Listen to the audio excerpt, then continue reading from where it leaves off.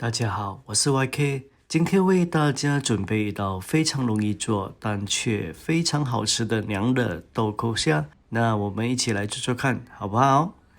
首先我们来处理虾，我比较习惯呢，会为它做一些修整，特别是头啊、脚啊都把它剪掉，吃起来也比较放心啦，不会被刺伤。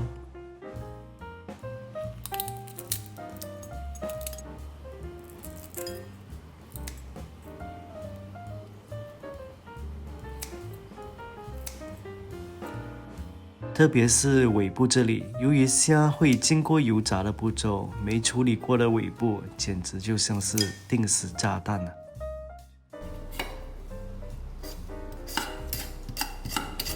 剪开后，用刀把里头的东西都刮出来，那么油炸的时候呢，就不会爆炸了。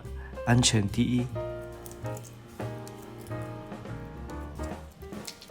把虾壳剪开一个缺口，然后折成一个弧形，用刀沿着切口轻轻地划一下，把虾泥取出来就可以啦。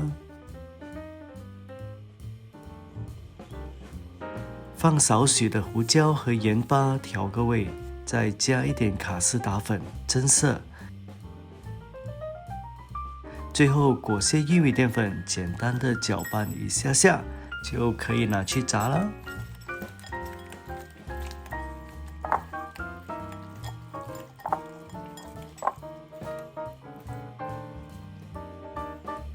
我用了这种属于4零嘴的豆蔻果干，一般上的干果商店都买得到。酱汁的调味也是非常的简单，只需要1汤匙的糖、少量的盐巴、1汤匙的白醋、1汤匙的蜂蜜。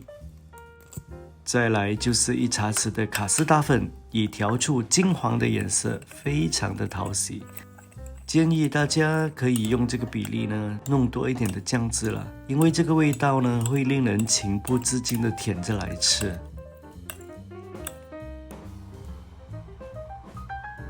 当油温达到180度时，就可以拿去炸了。我建议有油炸习惯的朋友们呢，买一个这种温度计。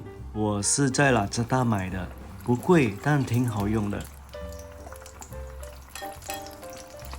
由于处理了虾尾，在油炸的过程呢，完全都没有油爆的现象，只有很疗愈的油炸声。有谁喜欢油炸声的？麻烦给个 like 哦。要炸多久呢？炸到虾变弯曲就可以捞起来了。接着我们就来制作酱汁吧。把调配好的酱汁和豆蔻果干呢一起煮，煮到豆蔻变软，然后酱汁变浓稠就可以了。其实我也不懂这道美味的豆蔻虾算不算是娘惹菜，但这是我在槟城一家很出名的娘惹餐厅吃到的招牌菜。我觉得它的味道很讨喜，风味很特别，所以就跟大家分享了。希望大家会喜欢这道美食，然后我们下期见哦，拜拜。